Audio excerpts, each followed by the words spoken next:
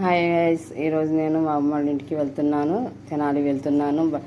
మా ఊళ్ళో ఏదో ఆడపిల్లలకి బట్టలు పెట్టాలి అన్నారంట. అందుకని చెప్పేసి ఇంకా మా అమ్మ అయితే ఫోన్ చేసింది.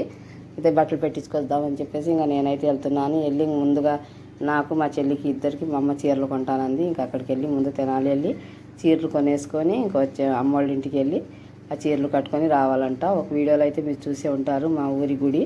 ఆ గుడి ఒక వీడియోలో మా చెల్లెల పిల్లతో కలిపి నేను చేశాను షార్ట్ వీడియోలో. అక్కడ ఆ గుడి చూసే ఉంటారు. ఆ గుడిలో జ్యేష్ఠమ్మని తీస్తున్నారంట. ఇంకా మా ఊళ్ళో హిందువులని కాదు, ముస్లిమ్స్ అని అందరు కలిసి పెడతారు. ఈ జ్యేష్ఠం ఎత్తినా సరే, గజస్థం ఎత్తినా, దేనికైనా సరే ముస్లిమ్స్ కూడా పెడతారు. ఇంకా నేనైతే బయలుదేరాను, బస్సులో వెళ్తున్నాను చూడండి.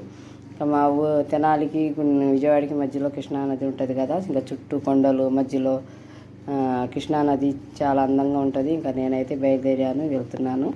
అక్కడికి వెళ్ళి చీరలు పెట్టేసుకొని నేను అమ్మ చెల్లి ముగ్గురు కలిసి ఇంకా బట్టలు తీసుకుంటాను. తెనాలి వెళ్ళి చీరలు కొనేసుకొని ఇంకా అక్కడి నుంచి మళ్ళీ ఇంటికి వెళ్తాను. అమ్మ వాళ్ళ ఇంటికి వెళ్ళి చీరలు అవన్నీ కట్టుకొని అక్కడి నుంచి పెట్టించుకోవాలంట. గంధం అవన్నీ పెట్టి పెట్టాలంట.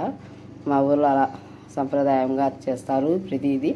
అక్కడికి వెళ్ళి బట్టలు ఇంకా నేను పెట్టించుకొని మొత్తం మళ్ళీ అక్కడి నుంచి విజయవాడ మళ్ళీ రిటర్న్ వచ్చేస్తున్నాను చూడండి. ఇంకా రిటర్న్ అయితే వచ్చేస్తున్నాను మళ్ళీ నేను తిరిగేసి వచ్చేసి ఇంకా బస్ స్టాండ్ చూడండి.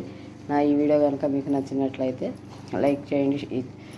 మినీ బ్లాగ్ మీకు నచ్చినట్లయితే లైక్ చేయండి, షేర్ చేయండి, సబ్స్క్రైబ్ చేసుకోండి. చూడండి విజయవాడ బస్ స్టాండింగ్ ఇది. ఇంకా నేనైతే రిటర్న్ ఇంటికి అయితే వచ్చేసాను. ఈ వీడియో నచ్చితే లైక్ చేయండి, షేర్ చేయండి, సబ్స్క్రైబ్ చేసుకోండి. Bye bye.